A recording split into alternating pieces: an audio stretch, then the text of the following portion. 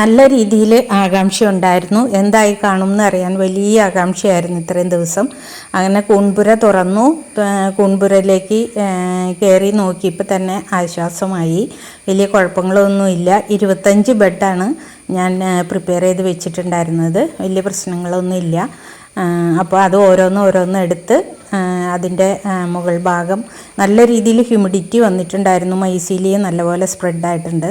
അങ്ങനെ ഓരോ rubber band ഇട്ട് ഓരോ ബെഡും റബ്ബർ ബാൻഡ് മുകൾ ഭാഗം റബ്ബർ ബാൻഡ് ഇട്ട് കെട്ടിവെച്ചു.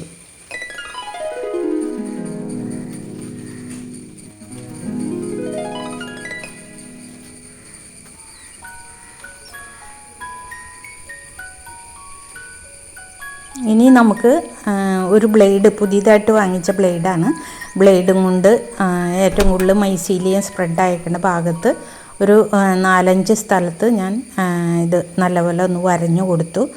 എന്നിട്ട് നമ്മൾ പ്രീവിയസ്ലി ഉണ്ടാക്കി വെച്ച ഉറിയിലേക്ക് വെച്ചു. ഉറി ഉണ്ടാക്കുന്ന വീഡിയോ ഞാൻ നേരത്തെ ചെയ്തിട്ടുണ്ട്. അതുപോലെ ഈ ബെഡ് ഉണ്ടാക്കുന്നതിൻ്റെ വീഡിയോയും ചെയ്തിട്ടുണ്ട് നേരത്തെ. അതൊന്ന് കണ്ടു നോക്കുക. അങ്ങനെ ഓരോന്ന് എടുത്തുകൊണ്ട് വന്ന് അത് റബ്ബർ ബാൻഡ് ഇട്ട് കെട്ടി ബ്ലേഡ് കൊണ്ട് വരഞ്ഞ് ഓരോ ഉറിയിൽ തൂക്കി. അങ്ങനെ 25 ബെഡും തൂക്കിയിട്ടു. അതിൽ ചിലതിൽ അല്പം ഈ ഹ്യൂമിഡിറ്റി കൂടുതലായ കാരണം വെള്ളമൊക്കെ ഇട്ടുണ്ടായിരുന്നു.